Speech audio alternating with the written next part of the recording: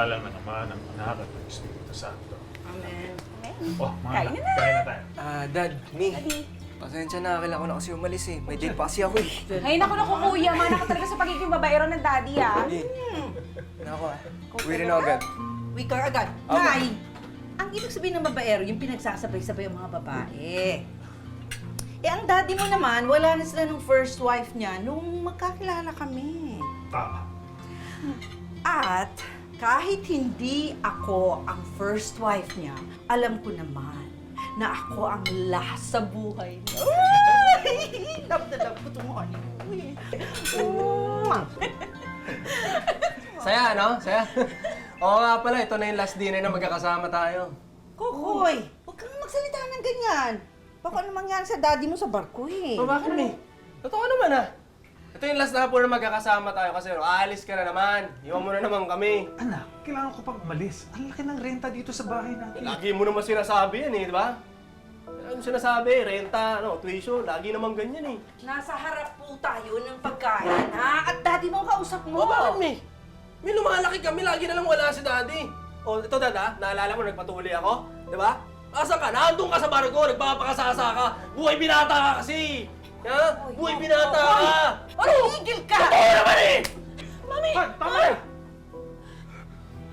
Mi, lahat naman ng sakit kaya akong tiisin eh. Pero galing sa'yo, hindi ko kaya. Pasensya ka na, hoy. Hindi ko kaya. Hindi ko kaya kasi... May biro lang yun, may sakit kasi. May it's a prank! It's a prank! May nagpa-practice na... Ano, pwede ba? Pagbihira ka! May artista, no? Kokoy, totoo ba na bata ka pa, mahilig ka na talaga mag-arte-arte, ganyan? Sobra, Tita Mel. May isang kwento nga ho sa akin dati na parang sa sobrang gusto kong umarte, pinapasok ko yung ulo ko sa loob ng TV. Sabi ko sa Hermes ko, ba't wala ako dyan? Pinapasok ko gano'n kasi. O, ilang taong ka nung nagkaroon ka ng TV commercial? Tita Mel, yung first TV commercial ko po, isa lang ako doon sa mga bata. Kumbaga, parang ang pamparami ako, extra po ako doon eh. Extra. Seasoning po yun, hindi ko makakalimutan Hindi mo yun. makakalimutan. Inabangan pa po namin sa TV yun. Kokoy! Kokoy, halika dito! Pinapanood ko ulit yung TV commercial mo nung bata ka pa. Ang cute-cute mo! Koy! Koy! Nasaan ka ba? Koy, saan ka ba naglalagay? Halika, tingnan mo. Cute-cute mo. Favorito ng daddy mo eh. Ang cute-cute mo talaga, di ba? Ay! Anak, sino sila? Sino po kayo? May mga taga-bangko. Hilahin na daw yung bahay natin eh. Pwede pong makiusap. Bigyan niyo naman kami kahit kaunting palugit lang. Ako, ma'am, nakailang padala na po kami ng notice sa inyo. Pasensya na po, Ano to, sir? Kuya, utang na loob naman yung kuya. Inalakalit kaya ng mami ko eh. Koy! Sir, pinapanood niyo nga yung commercial ko dito, sir eh. Koy, TV lang yan! TV lang yan, anak! Binig TV na lang. ako Pasensya na po, sir. Sir! Pasensya po kami. Sir! Sir naman! Sir! Kuya! Kuya! Parang saya-saya mo pa. Ang galing mo talaga umarte, anak. Balang araw, sigurado ako mapapansin ka rin. Ha? Pero wala nang epekto yan sa mga taga-bangko. Hindi ako maarte, miss. Ano naman eh. Hindi ako maarte. Ano nga yun, oh. Binili ni daddy yun eh. Oo nga, anak. Luha nga. Eh. Pasensya ka na.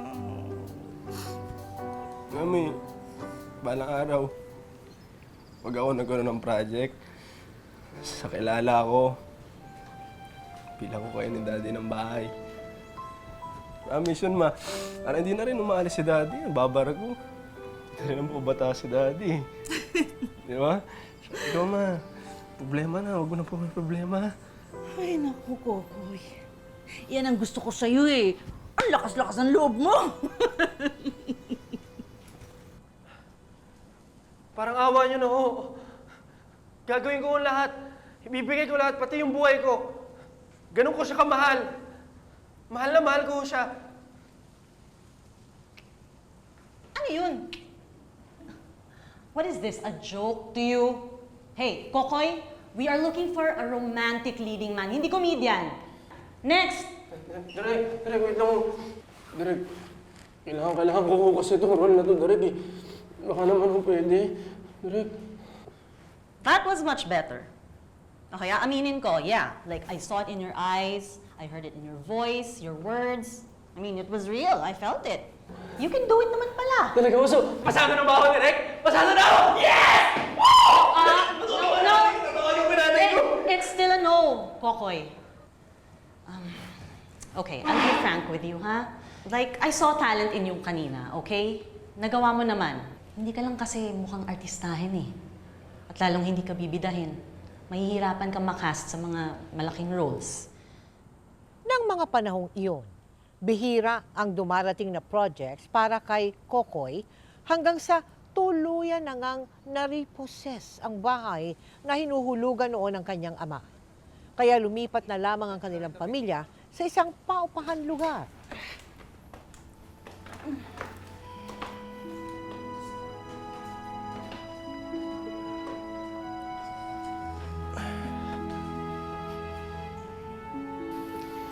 Nakakapagod din maglipat ng bahay, ano? Dati, napalayas na rin tayo sa inuupahan natin. Ilang beses pa kaya tayong mapapaalis sa mga tinitira natin.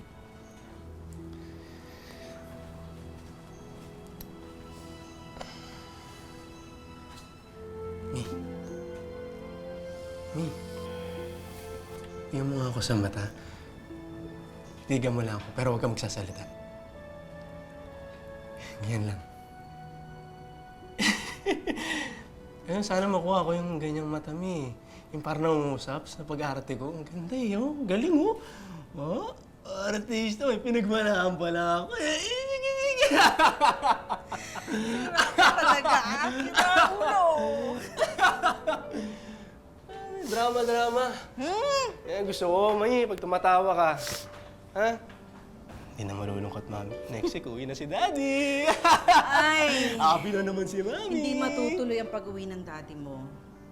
Kailangan niya raw mag-extend. Lalo ngayon, kailangan natin ng pera. Eh, may nagsabi siya, uwi na siya next week eh. Graduation ko ah.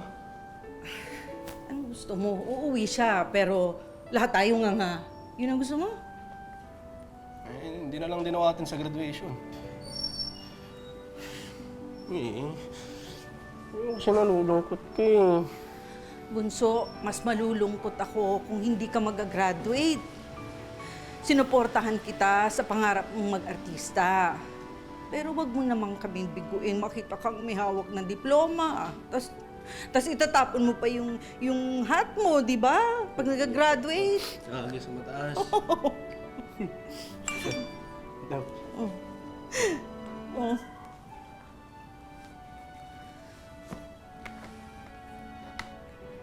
Mi, taga-production! May racket daw ako extra with lines! Kakasabi ko lang kanina! Wow!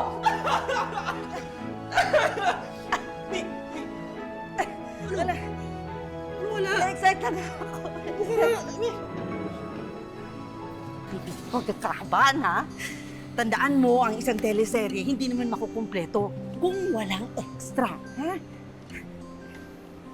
Teka, Koy, parang di pantay ang makeup mo. wala nag-makeup, Mi. Okay na yun, Mi. Ay, teka, magpatulong tayo. Nandito yung makeup artist na kita ko Hindi namin kanina. nakakaya. Hindi, ka sandali. Mi, Oh, ayan lang siya. Wala namang Nakakaya ginagawa. Teka. Kapatid. Kapatid! Ay! Ay, naku, sorry. Pasensya na. Kapatid, wala ka namang ginagawa. Pwede bang i-retouch mo yung anak ko? hello po. Ano ba yung anak mo? Extra. Ano ginagawa? Natutulog? Natutulog kasi nga pagod, puyat. Ano ba kailangan ayusin dyan sa Junakis mo? Eh, extra lang naman pala. Uy! Hindi ah! May dialogue yan! Parang yung tsura naman ng anak mo, hindi na mahagip ng camera. Paano? Hindi na mapapansin yan, mother. Yun nga gusto kong maayos ang makeup niya para mapansin siya. Naku, ang dami-dami na kayang extra na naging malaking artista. Si Barbie! O si Sanya! O tapos, Dapat Miya mo na. Paano lang mag-ayos sa mukha ko? Pero kasi, Thank you, ah. Oh, kaya naman pala ng Junakis mo eh. Ang hirap kasi sa inyo mga stage mother. Kayo pa mga ex-senadora. anong pinagsasabihin mo dyan, ha? Bakla! Baka gusto mo akong mag-excel dito! Ha? Hoy! Huwag mo akong mataray-tarayan. Ako lang ang tariray dito. At bakit? At bakit? Sige, lalaban ka? Mi!